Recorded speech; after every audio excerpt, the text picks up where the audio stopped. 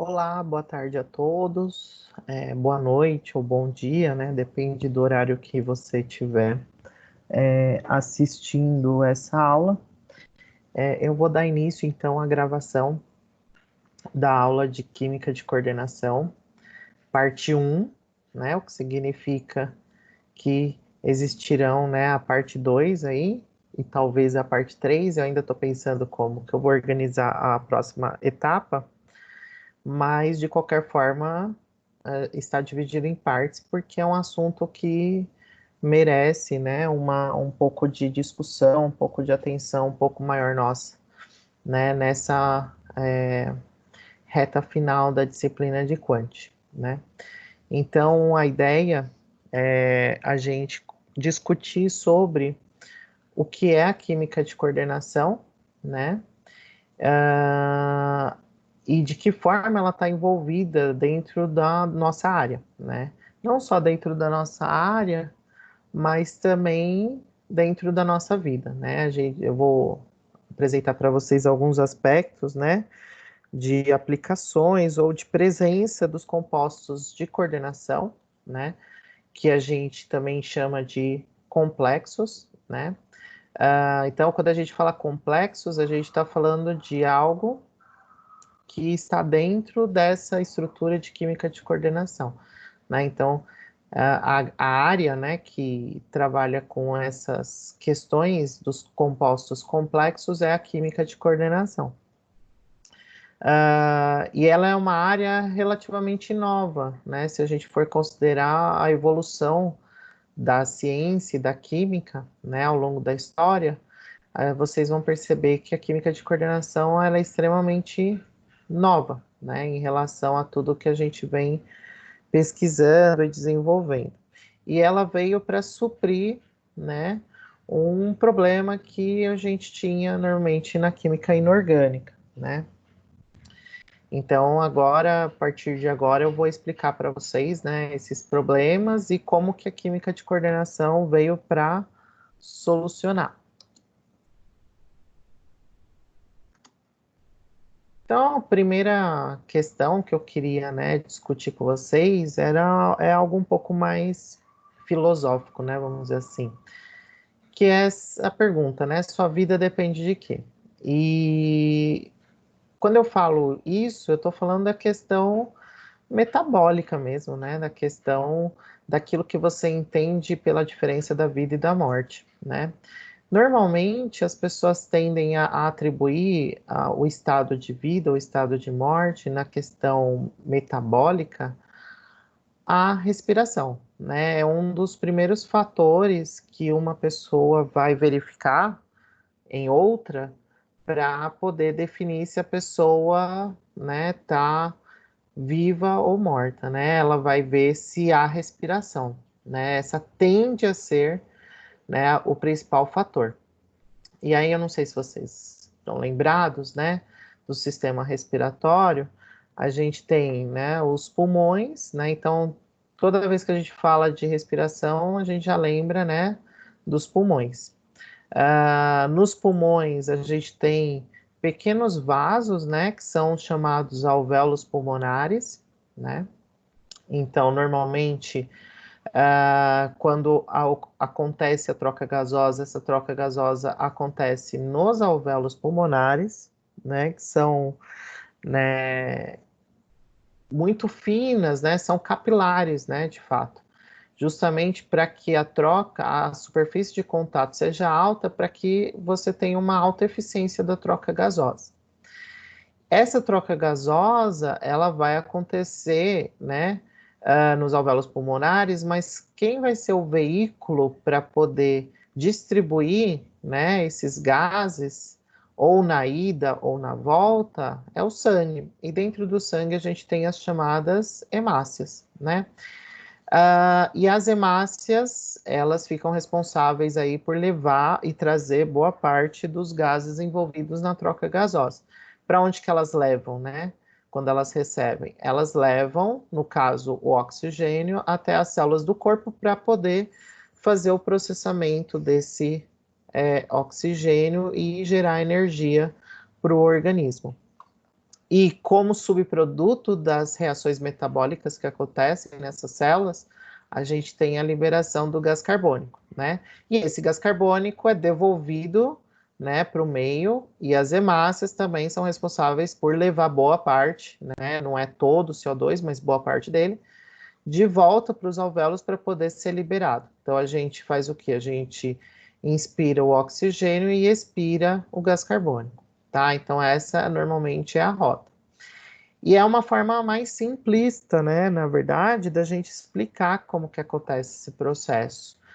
E quando a gente começa a estudar de forma um pouco mais profunda, né, o que realmente está acontecendo em todos esses processos, é que a gente começa a enxergar que todos os fenômenos biológicos, né, eles estão colocados, né, inseridos num contexto de reações, né, de reações químicas, ou de interações químicas, né? Então, quando a gente olha a hemácia de forma um pouco mais profunda, a gente nota, né, que na hemácia a gente tem estruturas, né, que são uma estrutura grande, que é a molécula da hemoglobina, né?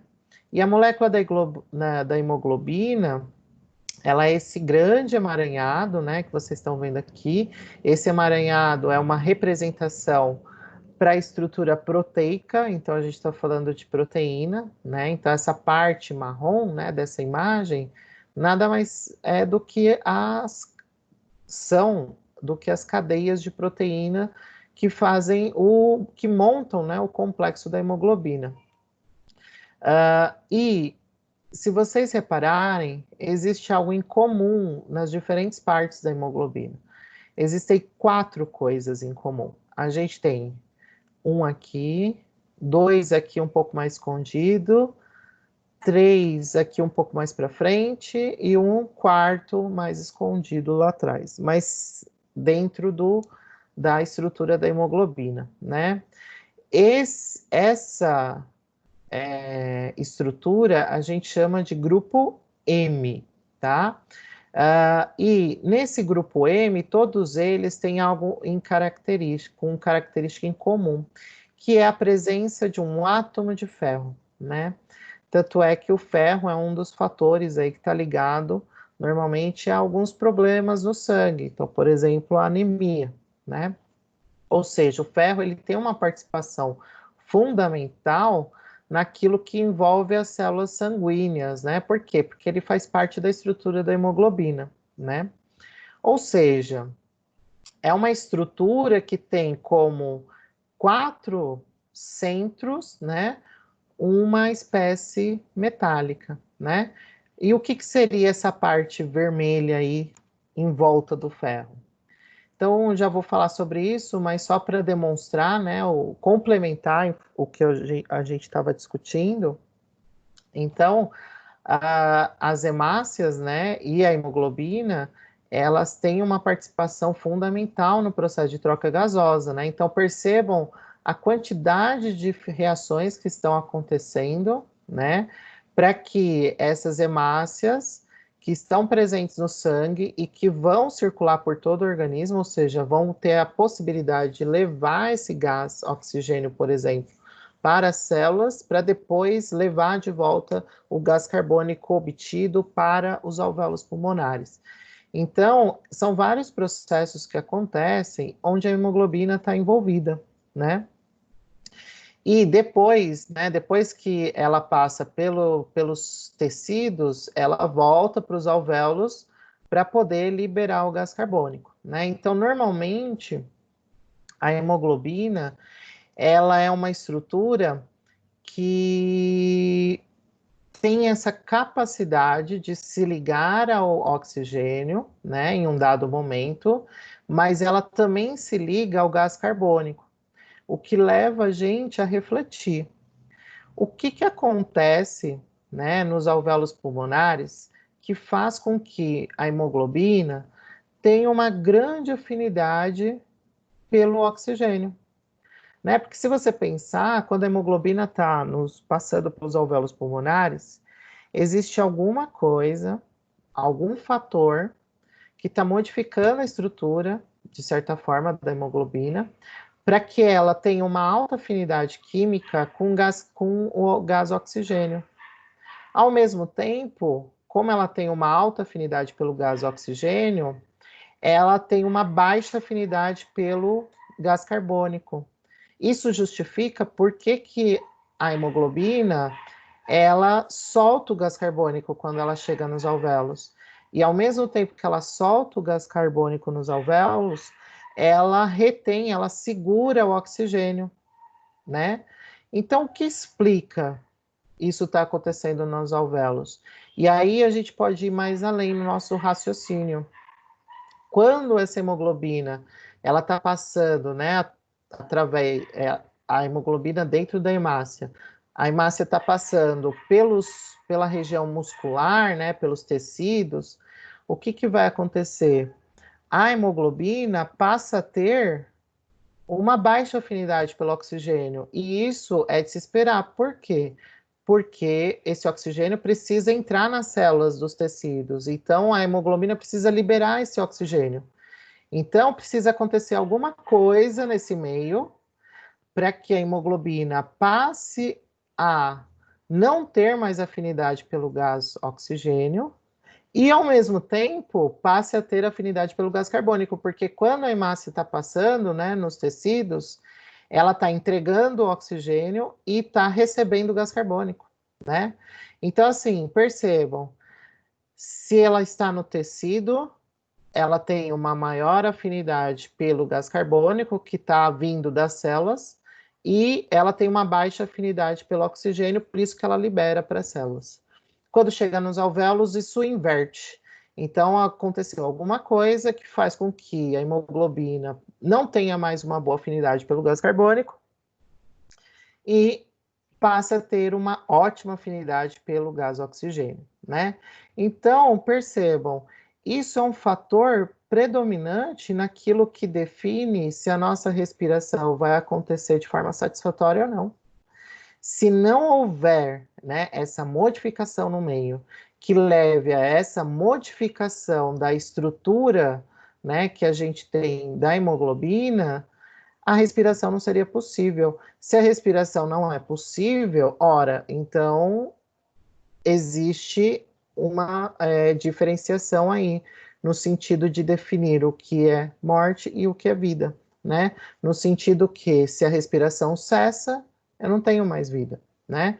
Então percebam o papel fundamental que esta molécula, né, a hemoglobina, ela tem no sistema respiratório, né? Então, às vezes, quando a gente está explicando o sistema respiratório lá, né, no ensino fundamental, no ensino médio, a gente explica bem simplesinho para entender o funcionamento. Mas agora é importante vocês terem uma visão um pouco mais ampla disso, né? Então, existe uma molécula por trás de todo esse processo. Essa molécula, ela passa por alterações em função de mudanças do meio. E aí, quando a gente pensa o meio, qual que é o meio em que a hemoglobina está inserida? Ela está inserida no meio sanguíneo, no sangue.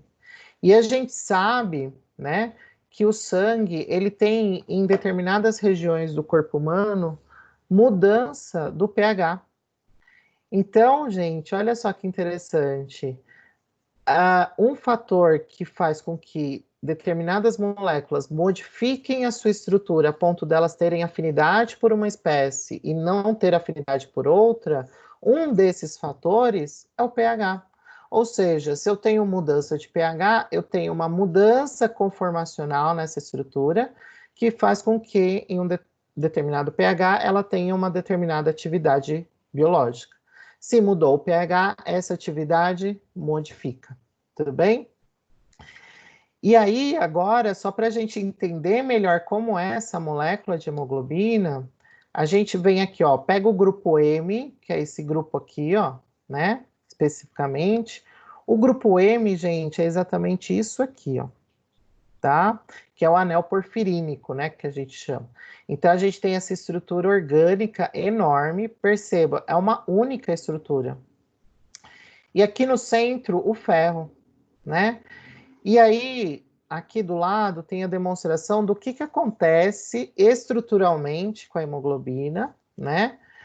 Quando ela está com o oxigênio preso, nesse caso aqui, e o que acontece quando não tem oxigênio, né? Então, perceba, existe uma mudança conformacional da molécula, ou seja, num dado momento, dependendo do meio em que ela se encontra, isso aqui, essa estrutura que é, né, a parte orgânica que está ligada ao ferro, ela se abre. No que ela se abre, existe espaço para a ligação do oxigênio, né? Então, percebam, essa mudança conformacional, ela é decorrente de alterações no meio, normalmente. E um desses fatores que a gente pode usar como, é o principal exemplo aí do sistema biológico, é a alteração de pH, tudo bem? E, gente, essa estrutura, né, esse anel porfirínico com ferro aqui no meio, ele nada mais é do que o grupo M. Esse grupo M que está aqui apresentado 4 vezes na molécula de hemoglobina. E o que é essa estrutura? Essa estrutura é um complexo, é um composto de coordenação. E aí a gente responde, né, essa pergunta, né, que foi feita no início da aula, né? A sua vida depende do quê? Se você for pensar em processos metabólicos, a sua vida depende de um complexo. Sua vida depende de um composto de coordenação. Se ele não funcionar bem, sua respiração não vai funcionar bem e, portanto, isso vai definir a vida e a morte. Tudo bem? Parece um pouco profundo falar sobre isso, mas é a verdade. Um exemplo, né, que não é o melhor exemplo que eu gostaria de dar, mas é um exemplo, não sei se vocês devem já ter, né, ouvido falar ou lido em algum momento, mas era muito comum na Alemanha fascista de Hitler, uh, aquelas câmaras de gás, né? Ou envenenamento que era feito, normalmente para poder causar todo aquele terror que aconteceu, né? E isso era feito normalmente em câmaras de gás. Em algumas câmaras eles usavam ácido cianídrico, né? O ácido cianídrico, o HCN, ele, do ponto de vista de química de coordenação, ele tem um ligante que é o cianeto, né? O cianeto, o que acontece? Quando a pessoa respira aquele ácido cianídrico, o cianeto, ele se liga à hemoglobina de forma irreversível, ou seja, quando o cianeto gruda na hemoglobina, pode alterar pH, pode alterar a temperatura, pode alterar o que for. O cianeto não larga mais da hemoglobina. O que acontece? Aquela hemoglobina ligada ao cianeto, ela acabou de ser desativada. Ela não vai mais fazer troca gasosa. E se não há troca gasosa, não há respiração. Esse é o motivo pelo qual as pessoas nessas câmaras de gás morriam quase que instantaneamente. Por quê? Porque o cianeto entrava no lugar do oxigênio na estrutura da hemoglobina e não largava mais. Então não há troca gasosa, né? E uma das formas que existem para você verificar que uma pessoa morreu por envenenamento de cianeto é, por exemplo, você observar as extremidades do organismo da pessoa. A tendência é que essas extremidades estejam azuladas. O próprio sangue, né, ele tende a ficar mais azulado, por quê? Porque o complexo hemoglobina-cianeto é azul, tudo bem? E, aliás, isso é uma outra característica que a gente vai comentar dos compostos de coordenação. Os compostos de coordenação, eles tendem a ter cores muito vivas, né? Então, a gente vai ver vários exemplos disso, inclusive para a identificação de algumas espécies, tá? Então, gente, isso aqui foi, né, para a gente dar fazer uma primeira discussão, né, sobre os compostos de coordenação, o que, como que eles estão inseridos dentro da nossa vida, e eu acabei de demonstrar que eles estão inseridos da forma mais intrínseca possível, né, e mais fundamental possível, que é através da hemoglobina. A mesma coisa, gente, vai valer também para a clorofila, né? A clorofila é uma estrutura muito parecida, né, assim, com o anel porfirínico, né, da hemoglobina, com a diferença principal que, ao invés do ferro, a espécie metálica central é o magnésio, tá? Então, é uma outra molécula, mas com características parecidas estruturalmente, tá? Percebam outra coisa, né? Aqui o ferro, né, está sendo representado o ferro 2, e o que a gente espera do ferro 2 é o seguinte, né? Pensando em tudo aquilo que a gente aprendeu na química inorgânica, a gente espera que o ferro 2 faça 2 ligações, né? É isso que a gente espera. Agora observe esse ferro. Ele está fazendo 4 ligações, né? Então, aparentemente agora tem algo um pouco estranho.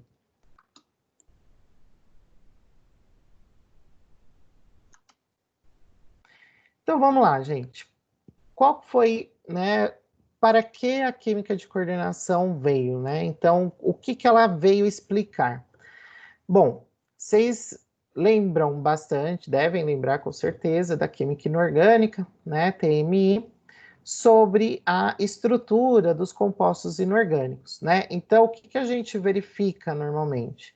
A gente verifica que os sais inorgânicos normalmente têm os cátions, por exemplo, os cátions metálicos, eles sempre têm uma contracarga aniônica, né? Então, é um cátion e um ânion. E isso acontece sempre de forma a balancear as cargas. Então, um caso mais clássico é o NaCl. Então, o NaCl, o Na, ele tem carga a mais. Obviamente, eu vou precisar de um ânion com carga 1 menos, né? Qual que é a ideia, né, desse mais, desse menos? Aqui a ideia do mais do sódio é que ele é uma espécie que tem um elétron na sua camada de valência, então para ele é mais fácil doar. Ao passo que o cloreto tem 7 elétrons na sua camada de valência, para ele é mais fácil receber. E isso acontece por um único motivo, que é o fundamental para essas espécies, que é corrigir, né, o seu octeto, vamos dizer assim, completar o seu octeto, ou seja, ter os 8 elétrons da camada de valência, né? A gente observa isso para o NaCl, a gente observa isso para o sulfato de cálcio. Então, tudo vai depender, essas ligações iônicas, das cargas, né? Então, eu preciso sempre observar a carga para imaginar quantas ligações vão acontecer. Só que aí, o que se verificou? Vocês sabem que muita coisa na química é regra, mas tem várias exceções, né? Às vezes tem mais exceções que regras. E esse acaba sendo um caso. Por quê? O que, né, tem sido verificado ao longo da história é o aparecimento de compostos, né, ou sínteses de novos compostos que fogem aquilo que a gente entende da teoria do octeto, né? Principalmente no sentido da sua estrutura inorgânica, vamos pensar assim. Então, por exemplo, aqui eu tenho cobalto, né? O que que a gente espera de carga do cobalto? Ah, a gente espera uma carga 2 mais ou 3 mais, né? E como ele é um metal de transição, ele pode ter essas variações. E aí a gente observa que ele está ligado a 6 amônias, né? Então, é um cobalto ligado a 6 amônias, né? Como assim? Né? Era esperado 2 ou 3. O ferro é esperado 2 ou 3 e ele está ligado a 6 cianetos. O níquel, né? Esperado carga 2, ele está ligado a um composto orgânico 3 vezes nesse composto orgânico, né? Cobalto, de novo, né? Ele está ligado 8 vezes, né, ao monóxido de carbono, né? E é o monóxido de carbono, né? Então a gente pensa, nossa, é uma espécie neutra. Como assim ele se liga ao cobalto, né? E aí a gente olhando algumas estruturas, né, muito comuns que a gente vai trabalhar, esse composto orgânico chamado EDTA, que é o ácido etileno diamino tetracético. Olha só, o centro metálico está em amarelo, né, o cobre. Aí ele está ligado a um... Normalmente na orgânica, né, a gente representa a representação de bolas. O vermelho é para o oxigênio, o azul para o nitrogênio e o cinza para o carbono. Então, percebam, esse cobre está ligado a um oxigênio, a dois oxigênios, três oxigênios, quatro oxigênios.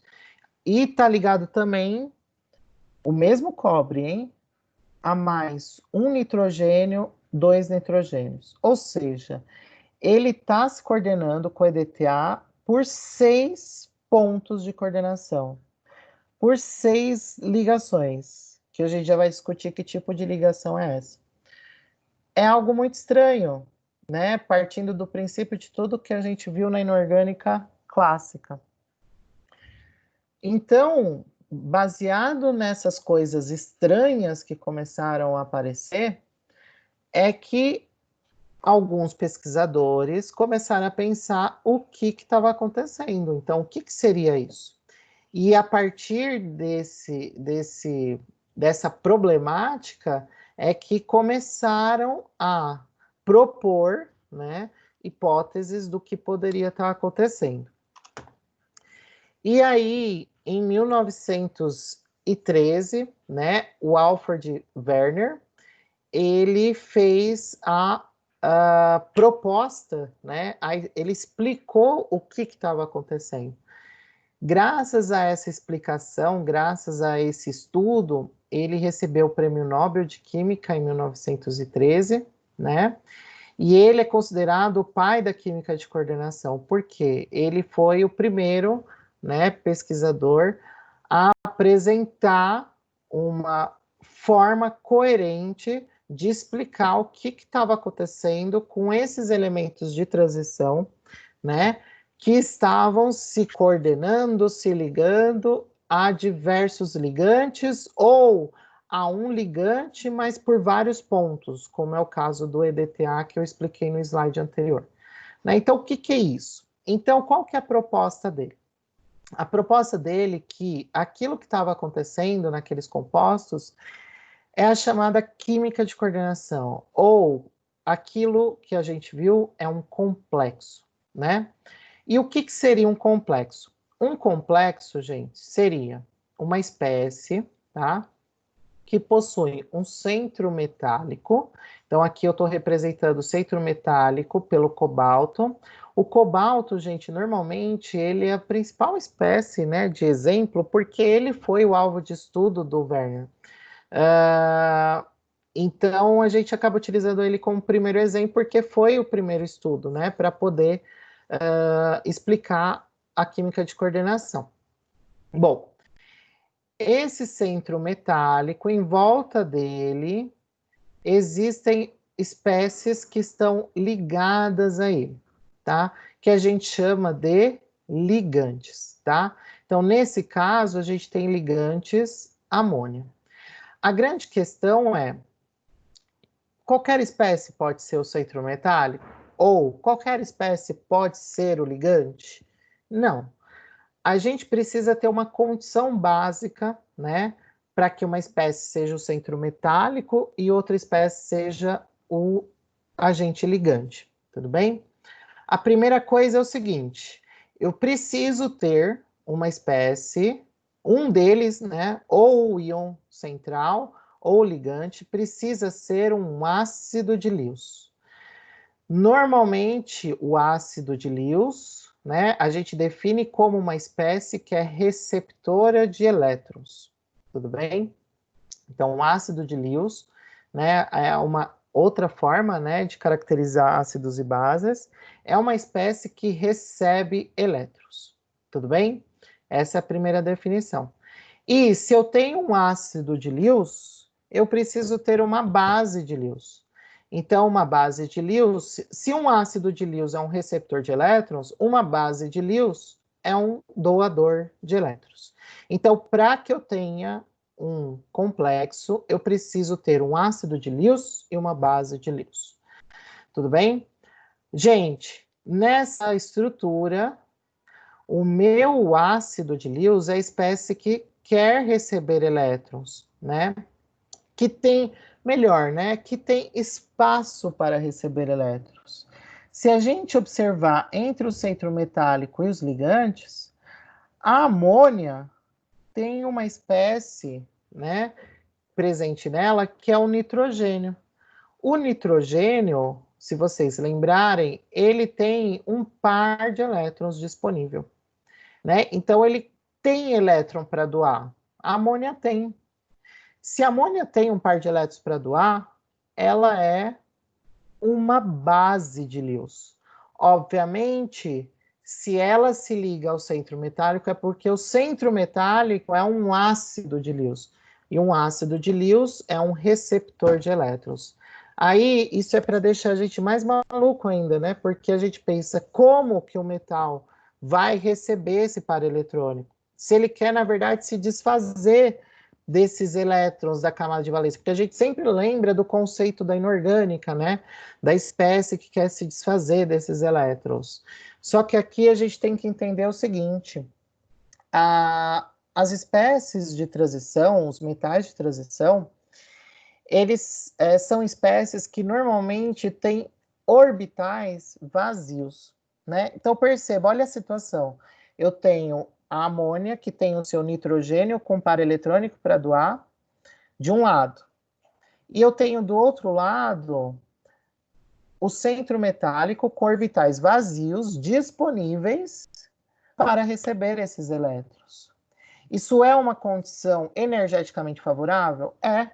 Eu tenho uma espécie que quer doar e eu tenho uma outra espécie que tem espaço para receber. E o cobalto, assim como outros metais de transição, tem espaço para receber esses elétrons. E aí o que vai acontecer? A amônia vai, a partir do seu nitrogênio, compartilhar o par eletrônico com o cobalto, né? A partir de uma sobreposição de orbitais. Então percebam, aqui é uma ligação covalente, é como se fosse uma ligação covalente, porque eu tenho um compartilhamento de elétrons. Mas o que a gente normalmente vê de ligação covalente é que cada espécie contribui com elétron. Aqui não. Aqui só a amônia vai contribuir com o par eletrônico. Ela doa os dois elétrons para o compartilhamento com o metal. Isso é o que a gente chama, ou na verdade chamava antigamente, de ligação covalente dativa, né? Que é um termo que entrou em desuso. Essa ligação covalente dativa, hoje, ela é chamada de ligação de coordenação, tudo bem? Então, nessa ligação, né, de coordenação, eu tenho compartilhamento do par de o par eletrônico, onde o par eletrônico é doado pela base de Lewis para ser compartilhada com o ácido de Lewis, que é um receptor de elétrons. Então, aí, nessas condições, a gente tem o que nós chamamos de íon complexo, né? E percebam, ele é um íon, tudo bem? Nesse caso. E como que eu sei que ele é um íon complexo? Porque ele está representado por colchetes. Então, os colchetes a gente usa na química de coordenação para representar o que é ou não complexo. E esse complexo, ele tem uma carga 3+. Tudo bem? Aí você fala assim, ah, professor, essa carga 3+, é porque o cobalto é 3+. Não, não, não. A gente precisa avaliar toda a composição do meu complexo, tanto as cargas do metal quanto as cargas do ligante. É que aqui, ó, o que vai acontecer? O ligante amônia é neutro, então é carga 0, 0, 0, 0, 0, 0. E o metal tem um NOx, né, mais 3, nesse caso. Então, o que vai acontecer? A carga aqui dentro vai ser mais 3, tá? Por conta disso. Se os meus ligantes forem ligantes iônicos, aí eu vou ter mudança do número de oxidação do metal e também da carga do meu íon metálico. Ora, se isso aqui é um íon complexo, o que a gente conhece da inorgânica é que quando a gente tem um cátion, porque isso aqui é um complexo catiônico, por que que eu sei que ele é um complexo catiônico? Porque ele tem carga 3+. Ora, se é um cátion, o que que eu preciso para equilibrar esse cátion trivalente? Eu preciso de 3 contraíons negativos, nesse caso, né? Então, no caso, é o cloreto que a gente está usando no exemplo. Então, essa estrutura inteira é um composto de coordenação. E este cátion é um íon complexo. Tudo bem? Então, essa é a explicação, né, básica para os compostos de coordenação. E aí, os compostos, né, de coordenação, eles podem ter, inclusive, geometrias diferentes, estruturas diferentes. Isso vai depender do metal, do centro metálico, vai depender também dos tipos de ligantes. Então, aqui, a gente tem ligantes que podem ser desde espécies orgânicas enormes até moléculas mais simples e neutras, como a água ou a amônia, né? Então, por exemplo, a gente tem aqui o ferro ligado a 6 cianetos, né? E aqui, no caso, nós temos uma espécie aniônica. Por que aniônica? Porque a carga dele é negativa, né? Aí você fala assim, nossa, mas o ferro aqui é +3. Então, agora é um exemplo, né? Quando a gente tem ligantes negativos, né? Então, por exemplo, o ferro é +3, só que eu tenho 1, 2, 3, 4, 5, 6 cianetos. E o cianeto tem carga -1. Então, o que que vai acontecer? Eu tenho -6 mais 3. Quanto que dá essa conta? -3. Então, aí vem a carga do meu complexo, tudo bem? Aí a gente tem outra possibilidade, a gente tem a possibilidade, aí percebam, né, a geometria, né? Então aqui a gente tem uma bipirâmide, né? Então uma pirâmide para cima e uma para baixo. Aqui a gente tem também uma estrutura de pirâmide, né? Só que agora percebam, a gente tem ligantes diferentes, o centro metálico é diferente. Então aqui é amônia como ligante. E percebam, se eu mudar vamos supor que eu mantenha os ligantes e mudo o centro metálico, olha o que acontece com a estrutura, ela fica planar, né? Então, se eu mudo, né, ou o ligante ou o centro metálico, então eu acabo mudando essa estrutura da geometria da molécula. E quais ligantes a gente pode ter? Bom, a gente tem uma classificação para os ligantes que acontece da seguinte forma. A gente classifica normalmente os ligantes pela quantidade de ligações que ele consegue fazer com o centro metálico. Então, basicamente, nós temos os monodentados, tá? Eles vão se coordenar através de um único ponto. Então, quando a gente fala de monodentado, a gente está falando das moléculas mais simples, tá? Então, exemplo, a água, a amônia, tiocianato, tá? E os polidentados? Os polidentados já são as estruturas maiores, né? Normalmente orgânicas. Eles vão se coordenar ao centro metálico por 2 ou mais pontos. Percebam, da mesma molécula. Então, eu estou falando de um único ligante que possui aí espécies como nitrogênio, oxigênio, que são doadores de elétrons, né, em várias regiões da cadeia. E, portanto, ele consegue se ligar ao centro metálico várias vezes. É um exemplo aqui, ó, né? Então, num tetradentado, então o que que a gente tem? Isso aqui é uma molécula orgânica que deve ter ou oxigênio ou nitrogênio, né? Que normalmente são as espécies que têm pares eletrônicos para doar. ligado a um único centro metálico, né? Então, ó, aqui um bidentado. Então, um bidentado, ele tem dois pontos que ele se coordenam à mesma espécie, né? Um exemplo muito comum é etileno-diamina, né? E ela pode se ligar ou na forma de quelato, que é o mais comum, ou na forma em ponte. Na forma em ponte, eu vou ter mais metais participando. Na forma quelato, normalmente é um centro metálico. Isso aqui é a estrutura mais comum de acontecer. Tudo bem?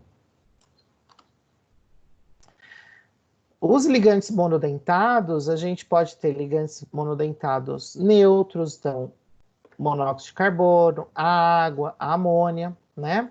A gente pode também ter os iônicos, né? O cianeto, nitroso, os aletos, fenil, hidróxido, tá? Que são espécies de carga negativa. E os quelantes, né? Normalmente, os quelantes é o termo que a gente usa para os polidentados, né? Por que esse termo quelante? Ele vem do termo que está relacionado a caranguejo, né? Do grego de caranguejo. Por conta daquelas pinças dos caranguejos, né? Que normalmente eles seguram as suas presas por essas pinças, né? E elas seguram normalmente pelas duas pinças, né? Isso faz com que a força, né, para ela segurar aquela presa seja grande. E eles fizeram uma analogia também com a mesma coisa com os quelantes, né? Que seriam estruturas que vão se prender ao centro metálico por dois ou mais pontos. É o caso do íon carbonato, da bipiridina, do oxalato, que vocês já conhecem, né? Então ele pode se coordenar ou por aqui ou por aqui.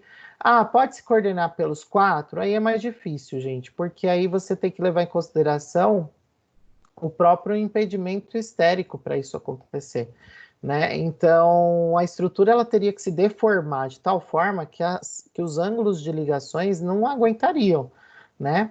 Então normalmente ou é de um lado ou é do outro. A ortofenatrolina, tá? Que é uma técnica que a gente usa, inclusive, para complexar ferro, tá? Isso aqui é uma molécula de rodamina, tá? A rodamina B. Percebam que ela tem espécies doadoras de elétrons, então oxigênio, nitrogênio. Então, normalmente, gente, os quelantes, eles serão espécies com a presença de nitrogênio e oxigênio, principalmente, né? Então, é inviável você pensar que um hidrocarboneto vai ser um bom quelante, porque o hidrocarboneto não tem essas espécies oxigênio e nitrogênio. Portanto, não existe no hidrocarboneto uma espécie que seja boa para doar um par eletrônico, tá? Então, quando você olha para uma estrutura orgânica, você já consegue ter uma noção se ele vai ser ou não um bom agente quelante. Um hidrocarboneto, obviamente, não será. A gente pode classificar também os complexos em relação aos núcleos metálicos, né? Então a gente tem espécies mononucleares, que é o mais comum, quando a gente tem um único metal central, né? Então foram todos os exemplos que eu demonstrei para vocês, né? E esses aqui também, para vários ligantes bidentados, ou espécies polinucleares, que possuem mais de um centro metálico, que é esse composto de coordenação aqui, ó. Então ele tem, ó, centro metálico aqui, aqui, aqui, aqui, aqui, aqui e aqui, né? Esse composto, gente, é um composto muito interessante, né? Ele é usado no tratamento para tumores, né? Então os complexos têm uma larga aplicação na área médica. Ele, né, parece enorme tudo, mas a gente consegue ver estruturalmente, né, as suas subunidades, né, vamos dizer assim. Por isso que ela é uma espécie polinuclear. Bom, e aí a gente precisa dar nomes. Nomes e fazer a fórmula dos complexos, né? Então a gente tem algumas regras, né? Essas regras, elas têm como exemplo muito daquilo que já se faz na química inorgânica, então vocês vão perceber, né? Às vezes parece um bicho de sete cabeças, mas no fundo, boa parte das regras já vem daquilo que se entende da química inorgânica, em termos de nomenclatura, tá? É claro que por ser complexos, a gente vai ter que ter algumas coisas que são diferentes, tá? Então, eu vou passar para vocês as principais regras de formulação e nomenclatura, né? Só para a gente fazer um apanhado geral, mas também vou disponibilizar para vocês um material com todas as regras detalhadas para vocês poderem dar uma lida com mais calma e ver outras regras que existem, tá? Então, a primeira delas vai ser as regras para formulação de complexos. Então, a primeira regra diz o seguinte: a gente vai colocar entre colchetes o átomo central, em seguida os ligantes iônicos e depois os ligantes neutros, nessa ordem. Então, entre colchetes, o átomo central, os ligantes iônicos e depois os ligantes neutros. Sempre nessa ordem, tudo bem? Segunda regra, dentre os grupos de ligantes, esses devem ser colocados em ordem alfabética de acordo com seu símbolo. Então, se a gente pegar esse exemplo aqui, ó, primeiro metal, sempre. Depois vem os ligantes iônicos, né? Então, os ligantes iônicos eu vou colocar em ordem alfabética do símbolo. Então, qual que é a letra do símbolo aqui? O C. Qual que é a letra desse símbolo? O O. Então, quem que vem primeiro alfabeticamente? O C. Então, eu vou colocar primeiro o cianeto, depois o oxigênio e peróxido. Por último, de acordo com a primeira regra, os ligantes neutros, tá? Então, a gente vai colocar em ordem alfabética, de acordo com o símbolo, dentro de cada grupo. Então, o grupo dos ligantes iônicos, primeiro, depois o grupo dos ligantes neutros. Terceiro caso. Caso o complexo apresente carga, essa deverá ser colocada como expoente após o fechamento do colchete. Então, fechou o colchete. Se tiver carga, bota a carga como expoente aqui em cima. Gente, isso aqui é aquilo que a gente faz para qualquer espécie química. A gente sempre coloca a carga como expoente no final, né?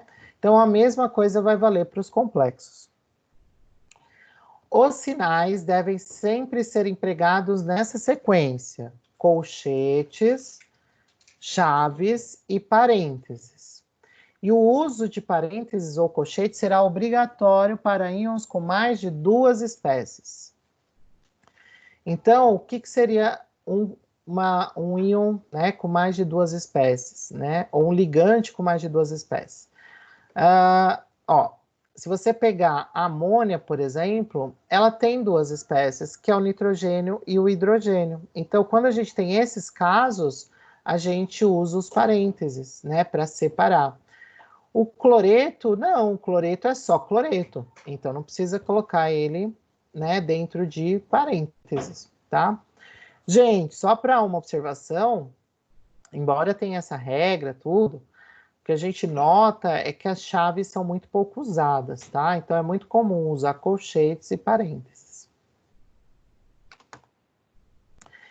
Regras para nomenclatura de complexos 1, ou seja, vai ter o 2, 3 e assim por diante.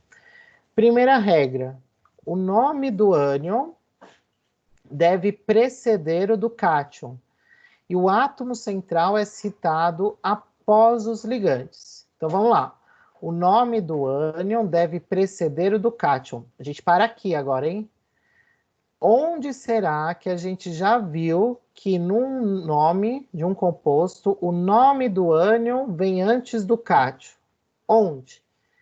Na inorgânica, né? Se você pegar um sal comum, sei lá, cloreto de sódio, é o nome do ânion, vem antes do cátion. Então, a mesma coisa vai acontecer na química de coordenação. A gente vai usar a mesma regra.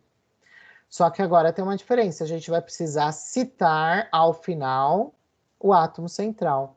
Então, depois de falar todos os ligantes, a gente cita o átomo central, né? Então, agora a gente tem esse exemplo. Quem é o íon complexo? É o cátion ou é o ânion? observando aqui, gente, lembrando, na fórmula, o cátion vem primeiro, né? Igual da química inorgânica, né? Na fórmula, o cátion vem primeiro. Então, por exemplo, NaCl.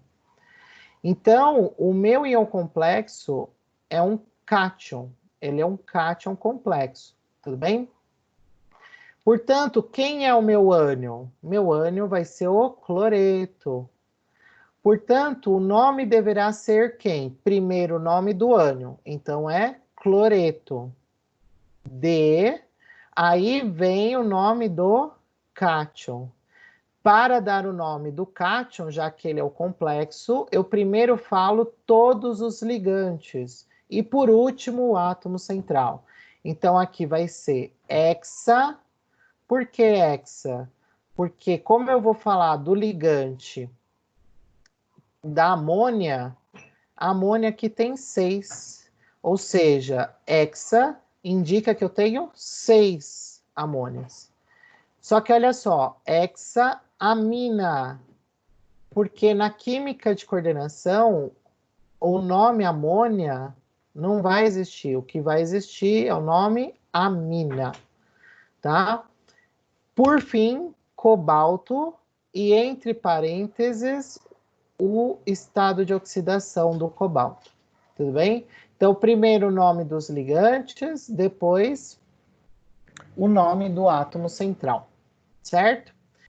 Segundo, os multiplicativos simples, mono, di, tri, tetra, penta e etc., devem ser usados para expressar o número de grupos idênticos coordenados, assim como o número de átomos do elemento central. Então, é igual o exemplo que eu usei aqui, né, do hexa. Então, cloreto de hexamina, né, é que aqui eu só vou usar um A, né, por causa da regra da língua portuguesa. Cobalto 3. Então, o hex, ele indica que são 6 amônias, ligantes amônias, que na química de coordenação recebe o nome de amina. 3. O número de oxidação do átomo central deve ser colocado após o nome do cátion ou ânion complexo em algarismo romano e entre parênteses. O NOx 0 é expresso por 0, né? Já que em números romanos não existe o 0. Então, exemplo aqui, né? O mesmo, né? Ó, cloreto de hexamina, cobalto 3. Esse 3 representa o NOx do metal, que é o centro metálico, né? E aí vale a gente relembrar como calcula o NOx do átomo central, tá? É bem simples. Primeira coisa, a gente precisa definir quem que é o complexo, né? De fato. Então aqui a gente já definiu o que é o cátion. O cátion é nosso íon complexo. Então agora a gente só vai mexer com o cátion, tá? Obviamente, eu sei que o cátion tem carga 3+, por quê, gente? Olha só, ele não tem 3 cloretos aqui? Da onde veio esse 3? Veio da carga do complexo. Igual na química inorgânica, é a mesma coisa. Você cruza as cargas, né? Para definir a estrutura do composto final. Então, aqui eu sei que é mais 3 porque tinha 3 aqui do lado do cloreto, certo? Então, esse complexo inteiro tem uma carga mais 3. Como que eu vou calcular o NOx? Para calcular o NOx, você tem que igualar a 3 todas as cargas que você tem dentro do colchete. Tudo bem? Então, por que que eu vou igualar a 3? Porque tudo que está dentro do colchete tem carga final mais 3. Então, no final, nessa conta, eu tenho que ter o igual a 3. O NOx do cobalto, do metal, é a minha incógnita, é o que eu quero saber. Então, ele vai ser o meu X, tá? E os meus ligantes, normalmente eu tenho a informação da carga, eu sei qual é a carga. Então, eu preciso agora fazer a soma das cargas desse complexo e igualar a 3. Então, eu faço isso, ó. Então, NOx do cobalto, que é o meu X, então eu só representei ele dessa forma, somado com 6 amônias. Só que a carga da amônia é um ligante neutro, portanto, ele tem carga zero. 6 vezes zero, zero. Zero mais NOx de cobalto é o NOx do cobalto. Portanto, o NOx do cobalto é igual a 3. Tudo bem? Então, essa é uma forma para vocês calcularem o número de oxidação. Próximas regras. 4. Usa-se parênteses, colchetes, chaves para facilitar o entendimento dos nomes quando pertinente. Então, quando você tem assim um nome muito grande de um complexo, a gente pode usar, né, colchetes, chaves, para melhorar o entendimento. Então, um exemplo aqui, né? Esse complexo triclórido, tris, metilamina, cobalto 3. Então, eu coloquei o metilamina para ficar claro a estrutura que é o meu ligante, tá? Quinto, os multiplicativos bis, tris, tetraquis, pentaquis e etc. são utilizados para evitar ambiguidades em caso de ligantes complexos. Então, vamos ver o que significa isso. Vamos pegar o mesmo exemplo, né, desse complexo aqui. Eu poderia dar dois nomes para ele. Um está errado, obviamente, o outro está certo. Então, vamos ver quais são esses nomes. Uma opção, triclórido, tá? Esse clórido, gente, é do ligante cloreto, tá? Aqui na química de coordenação é clórido. Tris, entre parênteses, metilamina, cobalto 3. Ou então, ó, eu poderia dizer assim, ó, que ele é o triclórido, né? Triclórido, trimetilamina, 3-metilamina, cobalto 3. Tudo bem? Só que aí tem uma questão. Percebam que eu deixei a metilamina, né, em azul. E também aqui, colorido, tem a trimetilamina. Se a gente lembrar da orgânica, vocês vão se recordar que existe uma estrutura na orgânica chamada metilamina. A metilamina é essa aqui. Então, é uma mina, né, com um único CH3. É a metilamina. A trimetilamina também existe. Ela é uma mina onde todos os hidrogênios foram substituídos por um metil. Se eu escrever dessa forma aqui, ó, triclórido, trimetilamina, eu estou dizendo que o meu ligante é esse aqui, ó. É a trimetilamina, porque a trimetilamina existe. Mas quando eu olho a fórmula, não é isso que ela está dizendo. Ela está dizendo que eu tenho 3 estruturas metilaminas. Ou seja, ela tem 3 vezes isso. Então, para evitar essa ambiguidade, esse erro, a gente usa os prefixos. Nesse caso, o prefixo tris. Ele está indicando que o tris é 3 vezes essa cadeia. E aí, para facilitar o entendimento, eu coloco entre colchetes. Parênteses, desculpa. Tudo bem? Sexta regra. Espécies complexas aniônicas recebem a terminação ato. Vocês nunca viram isso, né? Mentira. Na inorgânica está cheia, gente. Nitrato de sódio, sulfato de sódio, ou seja, os seus ânions têm terminação ato. Então, se o seu complexo, o ânion for o complexo, ele também vai receber a terminação ato. E ele também vai vir primeiro no nome, porque primeiro vem quem? O ânion. Então, perceba, olha aqui, ó, K4RuCN6. Se eu observar, quem que vem primeiro na fórmula? Sempre o cátion. Então, o cátion é o potássio. Portanto, o meu ânion é complexo. Ele é hexa, portanto, eu vou falar o nome primeiro do ânion, né? Hexa, primeiro nome dos ligantes. Cianeto. E aí vem a terminação, tem que ser ato. Então, ao invés de ser rutênio, aqui a terminação vai ser rutenato. termina com o número de oxidação em romano entre parênteses, de potássio. Tudo bem? Assim como a gente faz a nomenclatura inorgânica, certo? Só que agora é com algumas peculiaridades dos compostos de coordenação. Os ligantes devem ser citados em ordem alfabética e sem espaços, inclusive com átomo central. Então, olha esse exemplo aqui, que bonito.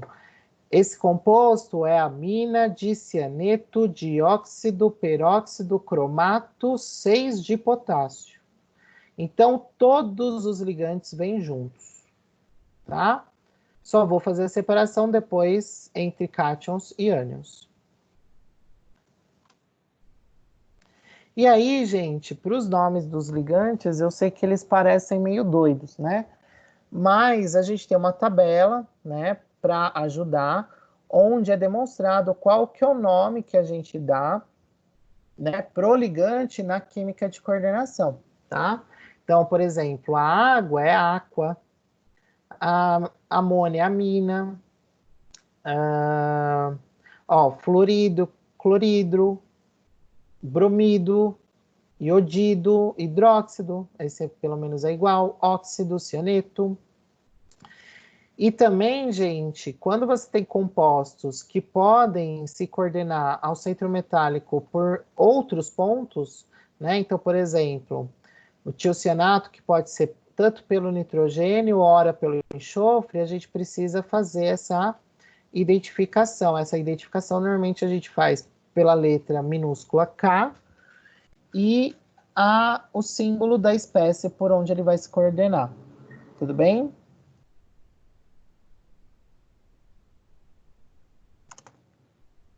E aí, gente, vocês podem pensar assim, nossa, que coisa doida, eu nunca vi complexos.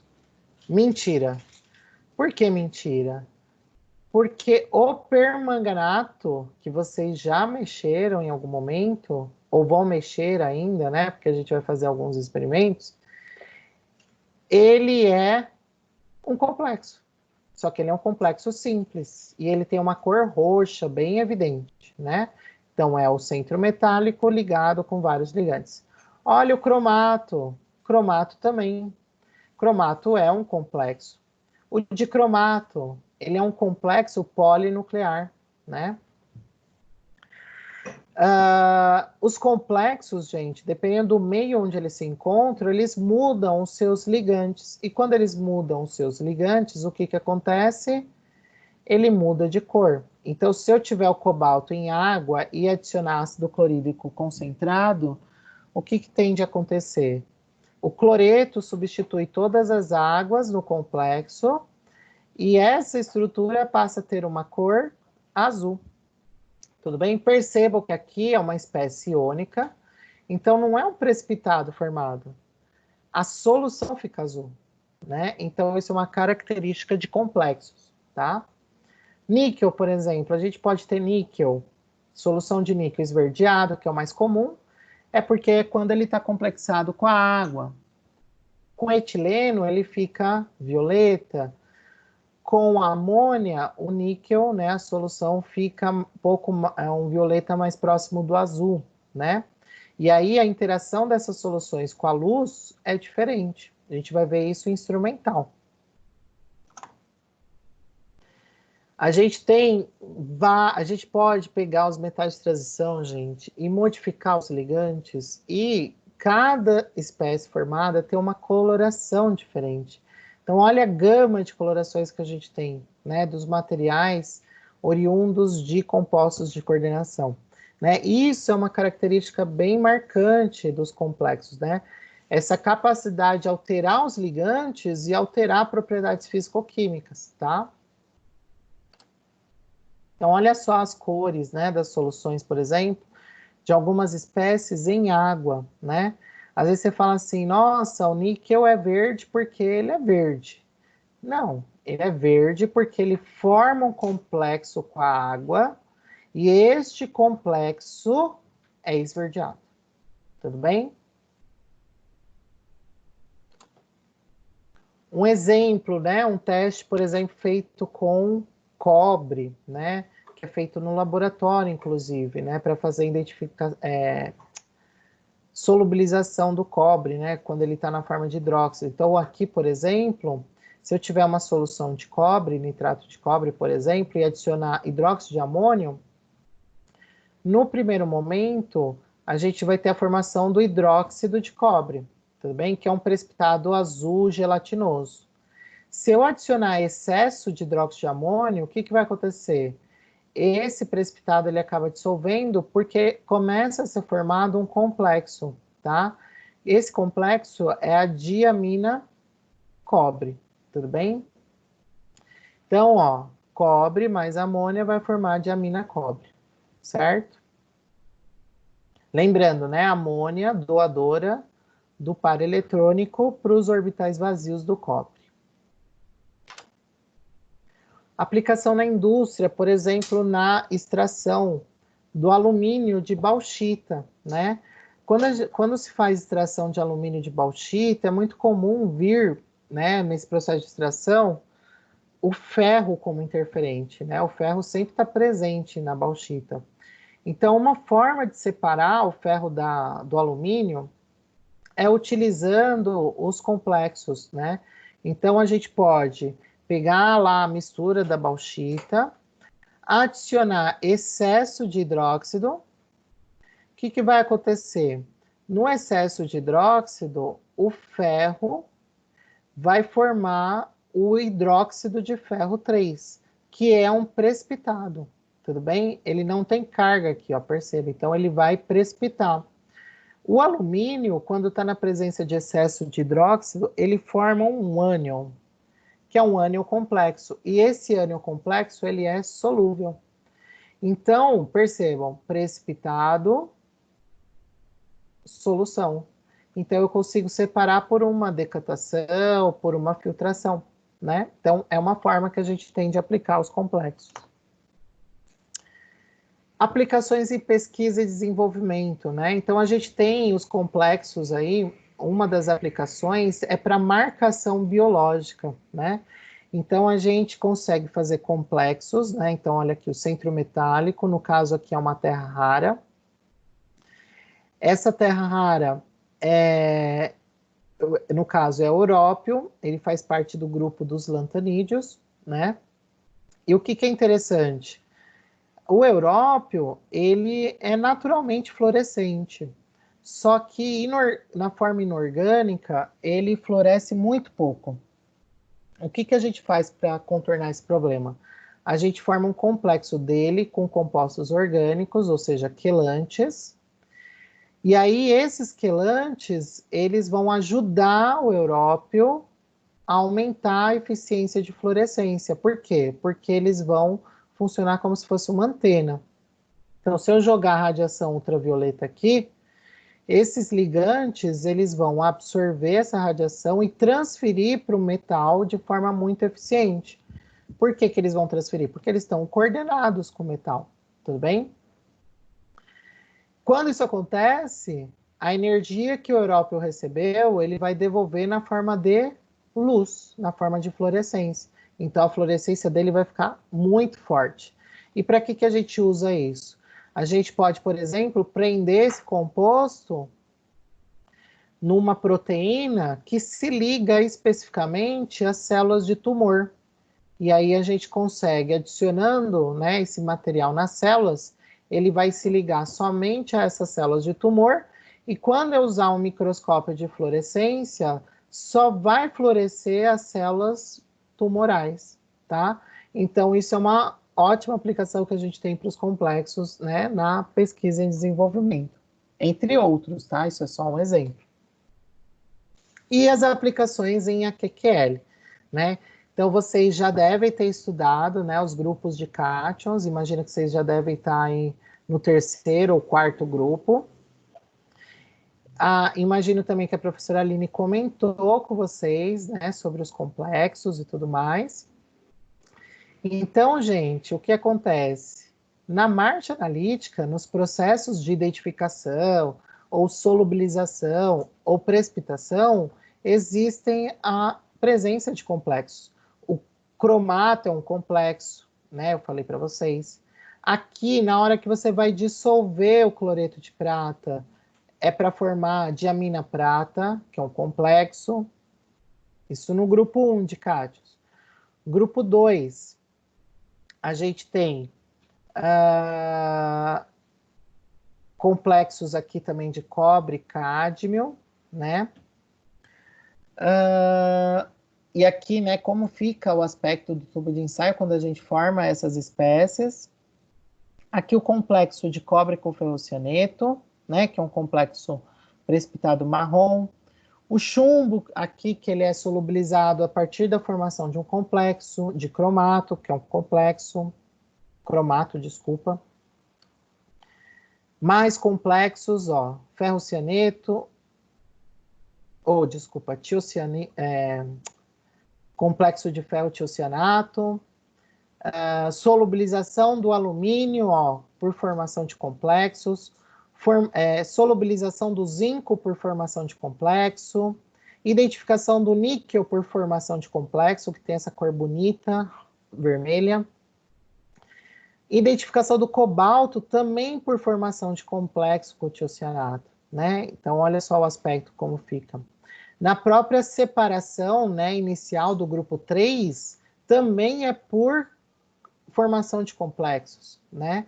Então, assim, eles estão presentes em muitas coisas da nossa vida e dentro da nossa profissão, mas até o dado momento a gente não entendia como isso funcionava, não entendia como era. Então, agora, este é o momento de saber exatamente o que são os complexos e como eles participam e como eles são importantes, né? Dentro do contexto tanto da nossa vida como da nossa profissão.